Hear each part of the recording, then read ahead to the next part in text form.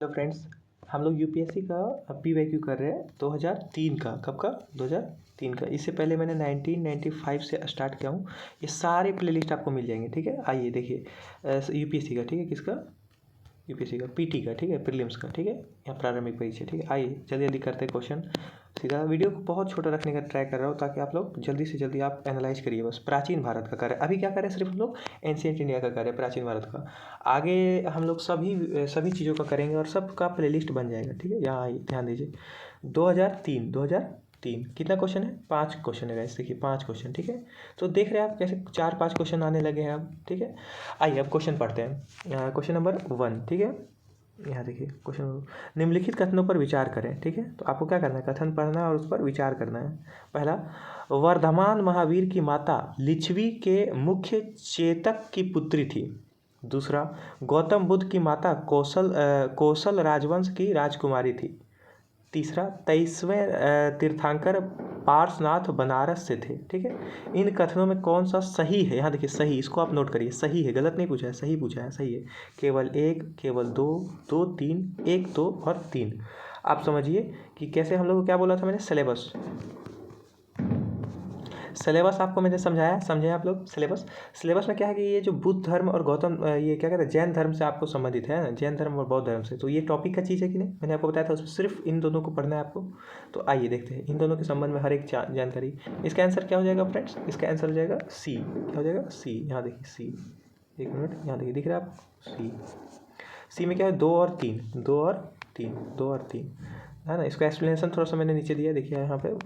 गौतम बुद्ध की माता कौशल वंश की राजकुमारी थी, एकदम सही चीज़ है ये, कौशल वंश की राजकुमारी थी माता उनकी।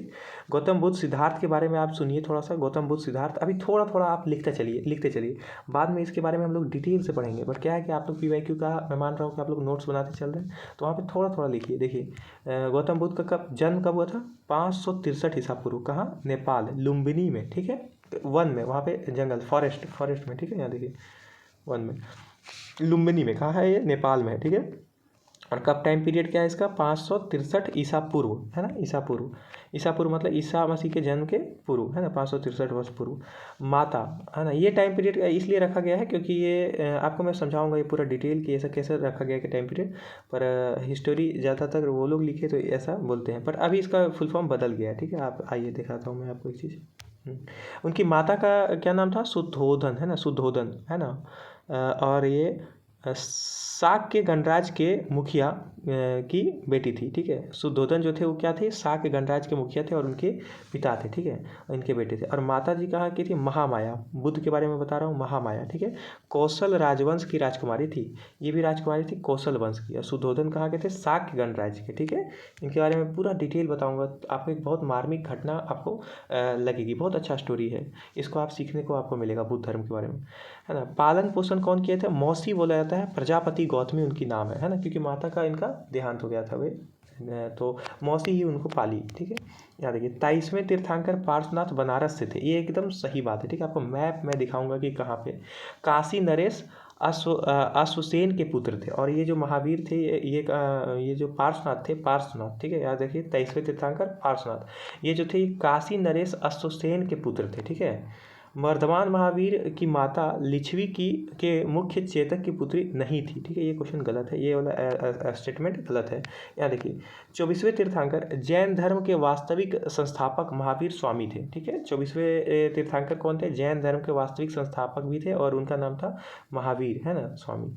महावीर स्वामी के बारे में आप डैश देखिए, थोड़ा सा समझिए। बचपन का नाम क्या था? वर्धमान महावीर। थोड़ा थोड़ा सब जानिए। जन्म कहाँ हुआ था? वैशाली के कुंडल ग्राम में, ठीक है। वैशाली कहाँ है आपका? उसको आप मैप में देखिए, आपको पता चल जाएगा, ठीक है। यहाँ देखिए, एक मिनट, हम लोग किसके बारे में? महावीर के बारे में ना, एक मिनट, यहाँ देखिए महावीर के बारे में स्टेटमेंट था ना, वर्धमान महावीर कहाँ से, एक सेकंड, एक मिनट, यह देखिए, वर्धमान महावीर की माता लक्ष्मी के मुख्य चेतक पुत्री थी। गौतम बुद्ध यहाँ से थे, 13वें पार्श्वनाथ थे, ठीक है। इनको आप देखिए, क्वेश्चन नंबर 2 है ना, एक सेकंड,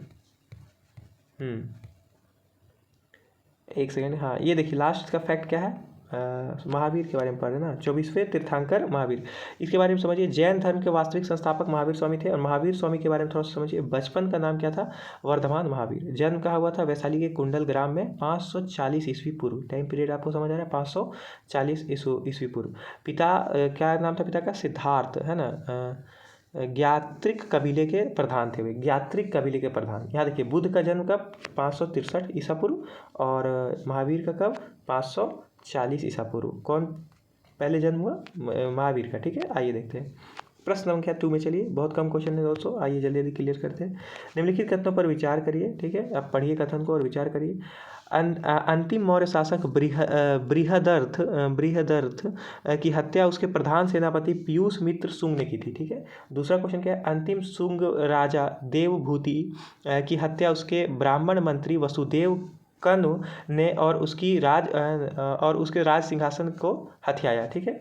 तीसरा स्टेटमेंट क्या है? एकदम स्टेटमेंट है, ये बुक्स जब आप पढ़ेंगे तो स्टेटमेंट आपको मिलेगा। ठीक है। आंध्र ने कण्व राजवंश के अंतिम शासक को पद वंचित किया था। ये सब कथन है। इसको आप देखिए कौन से सही है। यहाँ पे फिर से आपको बता रहा हूँ, यहाँ पे कन्फ्यूजन होता है, सही है या सही नहीं है। ठीक है। तो आप आइए 2003 का हम लोग क्वेश्चन कर रहे हैं। ठीक है। और ये क्वेश्चन नंबर कितना है? क्वेश्चन नंबर आपको यहाँ देखिए, क्वेश्चन नंबर 2 है। ठीक है।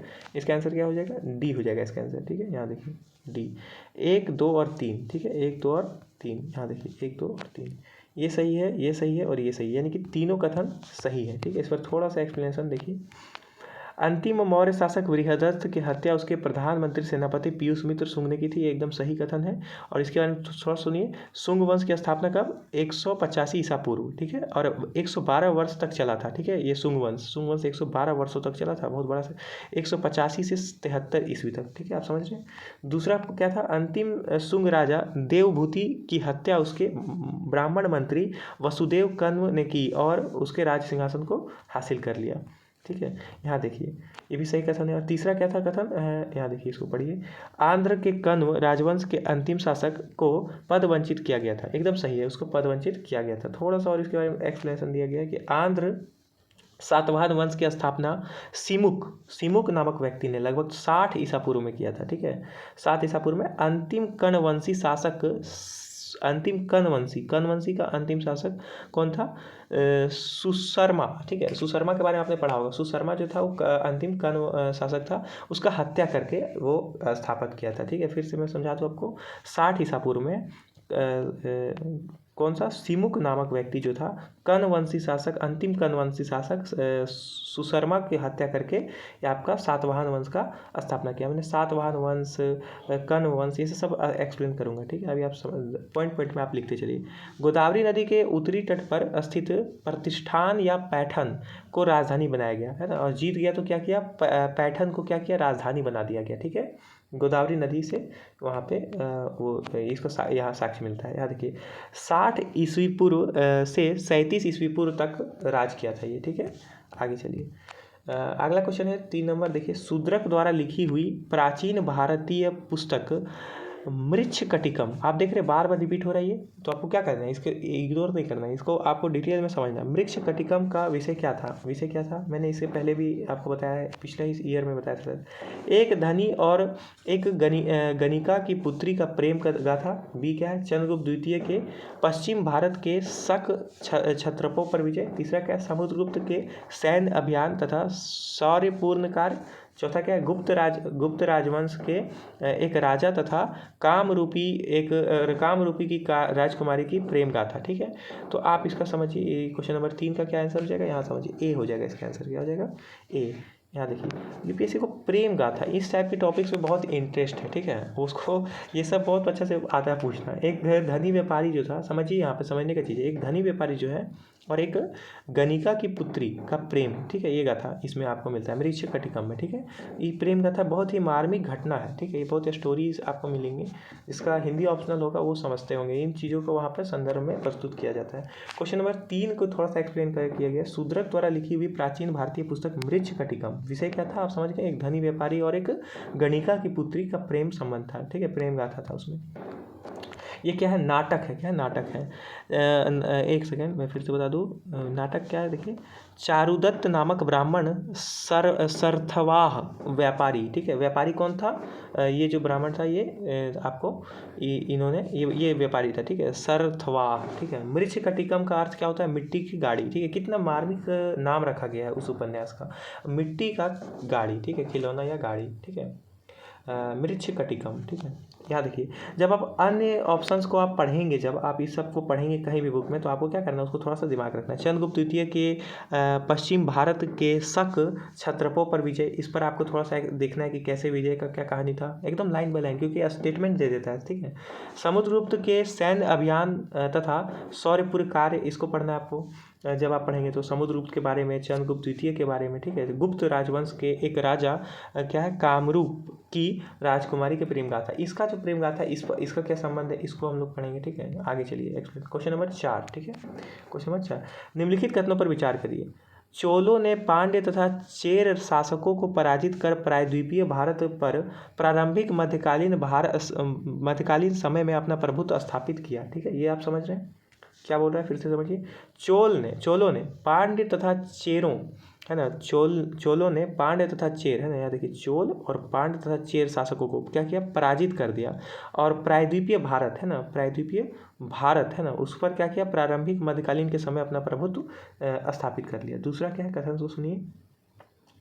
चोलों ने दक्षिण पूर्वी एशियाई के शैलेंद्र साम्राज्य के विरुद्ध सैन्य चढ़ाई की तथा कुछ क्षेत्र जीता। कौन सा, दक्षिण पूर्व, कौन जीत रहा है, चोल, ठीक है। चोल साम्राज्य के बारे में हम लोग पढ़ेंगे बाद में। अभी देखिए, चोल के बारे में बात चल रहा है, और दक्षिण पूर्व एशिया का शैलेंद्र साम्राज्य के विरुद्ध सैन्य की चढ़ाई करके कुछ क्षेत्र जीत गया। यहाँ पर देखिए आपको क्वेश्चन नंबर 4 का आपका केवल एक, केवल दो, केवल एक और दो दोनों, और उपरोक्त में कोई नहीं, क्या इनमें से कौन सा कथन सही है। मैं बार बार बोल रहा हूँ, सही है सही नहीं, ये पूछता है, ठीक है। क्वेश्चन नंबर, इसका आंसर क्या हो जाएगा, इसका आंसर सी हो जाएगा, क्या हो जाएगा, सी। यहाँ ध्यान दीजिए, एक और दो दोनों ही एकदम बेहतरीन, दोनों ही सही है, ठीक है। आइए क्वेश्चन नंबर 4 का थोड़ा एक्सप्लेनेशन। चोलों ने पांड्य तथा चेर शासकों को पराजित कर प्रायद्वीपीय भारत पर प्रारंभिक मध्यकालीन समय में अपना प्रभुत्व स्थापित किया, ये एकदम सही कथन है। दूसरा क्या है, चोलों ने दक्षिण पूर्वी एशिया के शैलेंद्र साम्राज्य के विरुद्ध सैन्य चढ़ाई करके कुछ क्षेत्र जीता था। कहाँ थे वो सब मैप में मैं बाद में बताऊंगा। यहाँ देखिए, अभी आप सिर्फ नोट करते जाइए। क्वेश्चन नंबर 5, नर्मदा नदी पर सम्राट हर्ष के दक्षिणवर्ती आगमन को रोका। हर्ष जो था, सम्राट हर्ष जो थे, इसका दक्षिणवर्ती आगमन को कौन रोका था, नर्मदा नदी के तट पर, ठीक है। कौन रोका था, इनमें से देखिए, इनमें से आप इन सब का नाम जानते होंगे। पुलिकेशिन, है ना, पुलकेशिन प्रथम, पुलकेशिन द्वितीय, विक्रमादित्य प्रथम, विक्रमादित्य द्वितीय। मान लीजिए आप पढ़ भी रखे तो प्रथम और द्वितीय ये आपको कंफ्यूज कर सकता है, ठीक है। यहाँ पर देखिए, इसका आंसर हो जाएगा आपका, ये हो जाएगा, ये देखिए दूसरा क्या लिखा हुआ है, पुलकेशिन द्वितीय ने। थोड़ा एक्सप्लेनेशन देखिए। नर्मदा नदी के, है ना, एक मिनट, नर्मदा नदी के तट पर, है ना, नर्मदा नदी के तट पर सम्राट हर्ष के दक्षिणवर्ती आगमन को कौन रोका था, पुलकेशिन द्वितीय ने, ठीक है। और एक बात मैं बता दूं कि आपको ये सब जब आप पढ़ें तो इस पर आपको थोड़ा सा ध्यान रखना है। पुलकेशिन प्रथम, विक्रमादित्य प्रथम, और क्या है, विक्रमादित्य द्वितीय, इसके बारे में आपको डिटेल पढ़ना है, ठीक है, क्योंकि ये आपको मिल चुका है। यहाँ देखिए, और आप लोग गाइस ये वीडियोस देख रहे हैं, मुझे अच्छा लग रहा है, और ये क्या है कि आपको बहुत हेल्प करेगा, ठीक है। ये आपको PYQs आपको क्या करना है, 1995 से सारे आपको देखने हैं, ठीक है। 1995 से आपको ऑल देखना है, ठीक है। करेंट तक आपको देखना है, जिस ईयर आप दे रहे हो उसके पहले भी आपको सिलेबस को एनालाइज करना है, ठीक है, सिलेबस को एनालाइज करना है। और मैं बता दूं कि बुक्स के बारे में थोड़ा सा बता दूं कि बुक्स, अभी मैं NCERT पढ़ा रहा हूँ, ठीक है। अभी मैं इसका प्लेलिस्ट बताया जा रहा हूँ। ज्योग्राफी की मैंने क्लासेस शुरू की है, ठीक है, आपको उसको मिल जाएगा सारा, और फिर मैं धीरे धीरे सभी आपको प्लेलिस्ट बना दूंगा, ठीक है। जैसे भी उसमें भी कैसे पढ़ना है, किस एंगल से पढ़ना है, ये आपको समझना पड़ेगा, तो आप उसको ध्यान से पढ़िए, सारा प्लेलिस्ट देखिए, है ना। लाइक करिए और कमेंट करिए दोस्तों, कमेंट करिएगा तब मैं समझ पाऊँगा कि आप क्या स्ट्रगल फेस कर रहे हैं, अभी आपको आंसर राइटिंग में प्रॉब्लम है क्या है। मैं टॉपर्स के क्या करूँगा, मैं कॉपीज़ जितने हैं, क्योंकि आपको पता है हिंदी मीडियम में ज़्यादा टॉपर्स होते नहीं, ठीक है। तो जितने भी हैं उसको मैं क्या करूँगा, एक्सप्लेन कराऊँगा कि कैसे आंसर राइटिंग लिखा जाता है, ठीक है। Thank you guys.